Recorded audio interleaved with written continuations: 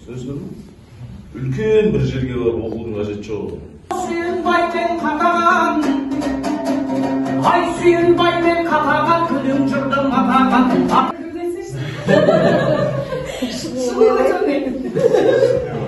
Өйткені мысалы қанша жүкті өстім, қанша иіні сындырдым.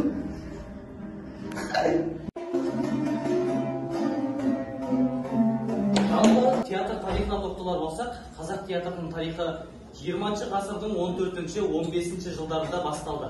Біздің ауыл деген бір спектакльдің ауыл. Соны қойсақ деген ойдамыз енді. Қашанға жоспарлапсыз? Алдағы уақытта бір 2-3 айдың ішінде. Мен өзім келгенге болса, көргенге болса. Премьерамызға бұйыртса шақырамыз осы кәсіптік көрмесінің именно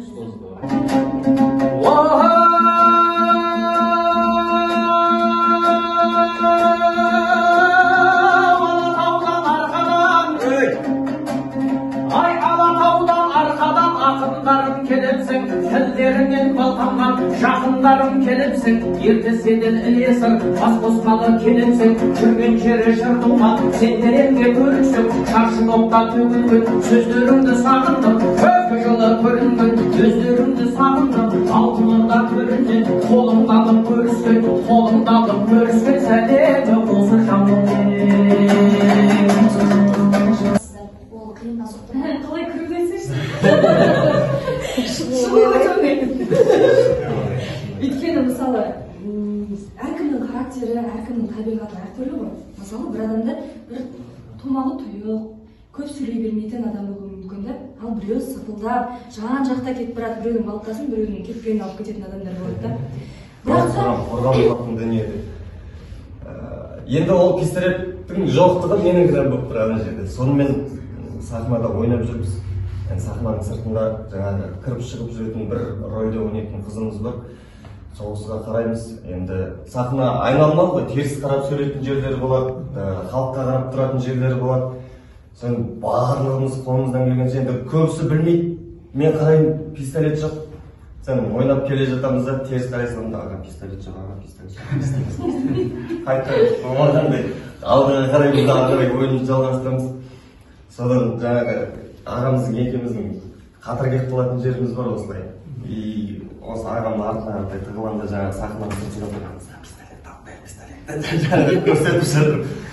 Енді ана жерде шынымды айтсам, табан асты сондай жағдай туындаған кезде шынында сасқан жүрек артымен жүзеді, не істеріңді білмей қалады екенсің. Бірақ Құдайға шүкір, ол қыз да түсіне қалды, алып келіп жаңағы сахнаның сыртына пистолетті қойып үлгерді. Сонымен айтар, Алланың қалауымен ары қарай спектакліміз сүрінген жоқ.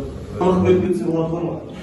Ағаңа бар дейді. Ағама барғанда не айтам, оның төрттілігі түгел сай, өзі бай адам, ал дейші қолымда түк жоқ, мал жоқ. Ішейін десем нан жоқ, жейін десем нан жоқ, қорамда бір мал жоқ деген сияқты. Қойшы, кетті мен ағам.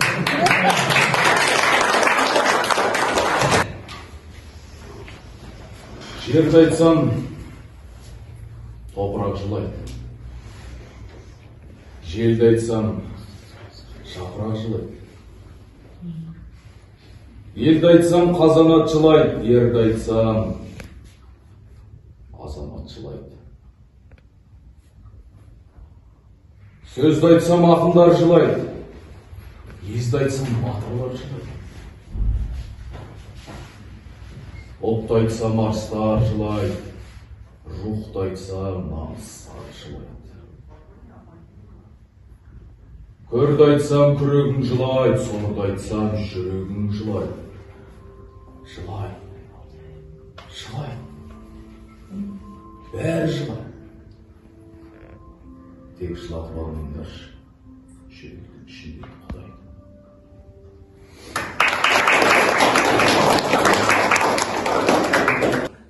Жақсы күнде кездескенше, жолыққанша сау саламат болыңыздар.